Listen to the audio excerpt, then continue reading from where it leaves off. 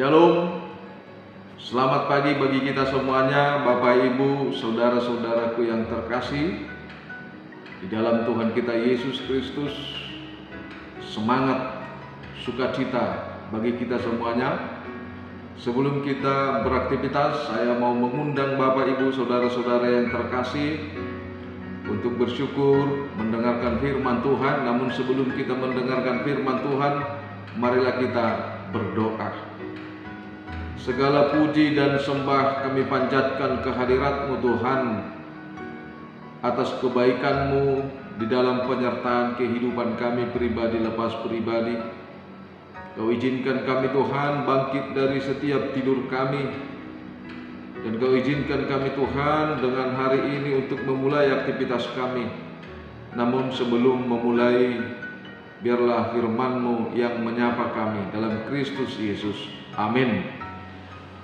Bapak Ibu yang terkasih dalam Tuhan kita Yesus Kristus, firman Tuhan yang menyapa kita pada hari ini, Sabtu 4 Maret 2023, tertulis di dalam kitab Markus pasal 2 ayat 27. Markus pasal 2 ayat 27. Saya akan bacakan untuk kita.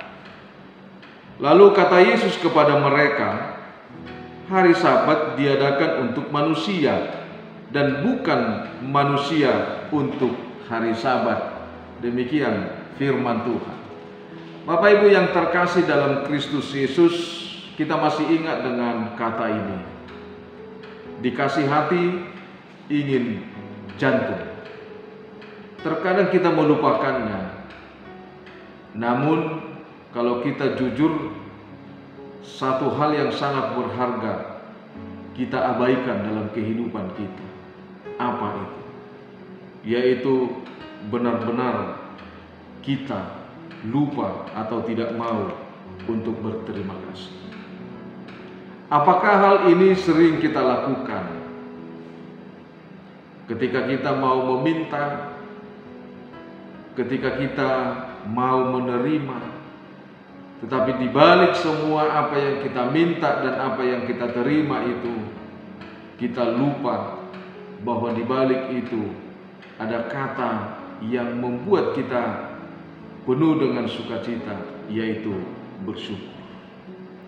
Demikian halnya Bapak Ibu saudara-saudara pada pagi hari ini ketika firman Tuhan menyapa kita, supaya kita lebih mengerti dan semakin percaya akan firman Tuhan tanpa mengandalkan pikiran untuk menerimanya, tanpa mengandalkan kekuatan jasmani untuk melakukannya, tetapi bagaimana kita mau mengandalkan pikiran kita, kekuatan kita melalui pemahaman di dalam iman kita tentang firman Tuhan itu.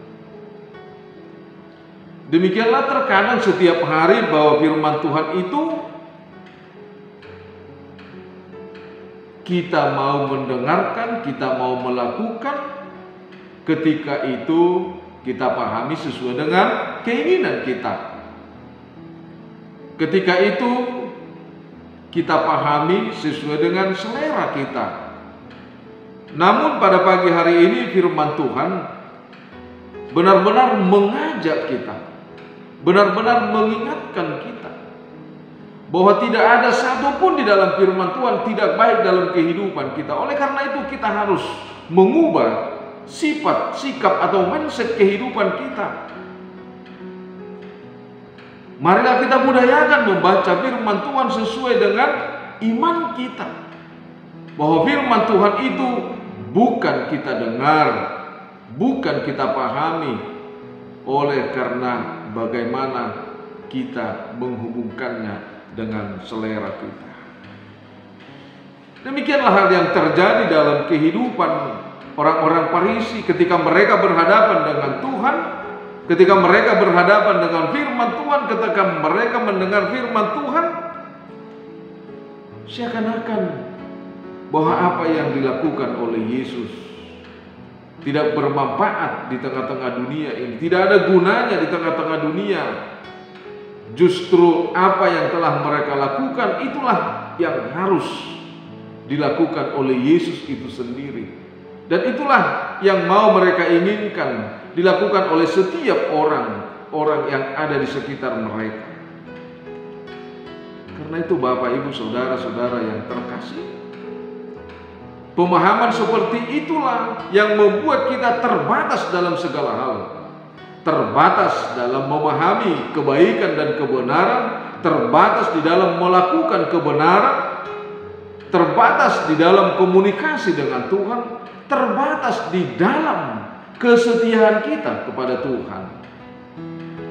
Maka pada pagi hari ini Bapak, Ibu, Saudara-saudara, melalui firman Tuhan, ketika kita resah, ketika kita bingung, ketika kita khawatir, ketika ada banyak di sekitar kita yang mempertanyakan tentang kebenaran Tuhan, ketika banyak di sekitar kita yang mempertanyakan tentang siapa Tuhan yang menjadi juru selamat kita itu, tentu kita tidak harus terpengaruh dengan itu. Ketika kita bertanya soal masalah kebenaran Tuhan, soal masalah kebenaran kuasa yang diberikan kepada kita, itu berarti kita tidak percaya kepada Dia. Namun pada pagi hari ini firman Tuhan mengingatkan kita tentang kepribadian, tentang komunitas orang-orang Yahudi Farisi yang mempertanyakan sesuatu hal kepada Yesus, tetapi bukan karena mereka tidak mengerti, tetapi mereka ingin mencobai Yesus. Mereka ingin bahwa Yesus itu dibenci. Karena itu ketika mereka bertanya tentang hari Sabat, maka Yesus memberikan jawaban yang benar, jawaban yang baik, jawaban yang pasti bagi kita. Sebagaimana dalam perjanjian lama juga Sabat itu sudah diterangkan kepada kita, bahwa di hari Sabat itu Allah beristirahat, Allah menguduskan hari itu. Demikian juga kita harus ikut menguduskan hari itu. Bukan karena kita capek maka kita beristirahat pada hari Sabat. Bukan Allah yang menyesuaikan dengan kehidupan kita, tetapi kitalah yang menyesuaikan dengan apa yang dilakukan dan ditetapkan oleh Tuhan. Allah bukan beristirahat seperti apa yang dilakukan oleh manusia. Dia diam, dia tidak melakukan apa-apa. Tetapi ketika Tuhan beristirahat, Dia mau mengundang kita supaya kita datang ke hadapan Dia, bersekutu, memuji, memuliakan nama Tuhan, bersyukur kepada Tuhan atas segala apa yang telah diberikan Tuhan ke dalam kehidupan kita, atas segala apa yang menjadi tuntunan Tuhan yang menyempurnakan kehidupan kita itu sendiri. Oleh karena itu Bapak, Ibu, Saudara-saudara, dalam perjanjian baru juga, ketika Sabat itu dihubungkan dengan hari yang ke-7 kebangkitan Tuhan Yesus Kristus, maka Sabat itu menjadi kemenangan bagi kita. Karena itu kemenangan untuk memuliakan nama Tuhan, bukan kemenangan untuk berhenti lalu melakukan segala sesuatu yang sesuai dengan kehidupan kita, melakukan sesuai apa yang kita butuhkan di tengah-tengah dunia ini. Karena itu kita juga diingatkan oleh firman Tuhan seperti Yakobus 4 ayat 3 itu. Janganlah kita hanya mempergunakan hari Minggu persekutuan dengan Tuhan sebagai seremonial semata-mata. Sama halnya dengan Yakobus 4 ayat 3, ketika kita diingatkan oleh Tuhan tentang berdoa, terkadang kita berdoa tetapi kita tidak menerimanya, kita kecewa. tetapi Tuhan mengetahui apa yang kita inginkan, apa yang terjadi. Ketika Tuhan memberikan jawaban doa kita, kita akan memakainya untuk selera kita. Kita hanya mempergunakannya untuk keinginan-keinginan dunia ini. Sama dengan firman Tuhan pada pagi hari ini. Kita diingatkan bahwa bukanlah Sabat itu terjadi oleh karena manusia, tetapi Sabat itu untuk manusia, memanusiakan manusia itu, memanusiakan ciptaan Tuhan, supaya manusia itu sadar bahwa Tuhan membutuhkan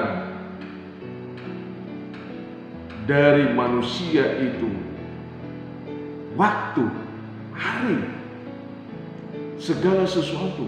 Kita berhenti, kita memberikan sesuatu untuk memuji Tuhan. Karena itu Bapak, Ibu, Saudara-saudara yang terkasih dalam Kristus Yesus, seperti apa yang dikatakan di dalam firman Tuhan atau hukum Taurat keempat itu, ingat dan kuduskanlah hari Sabat itu.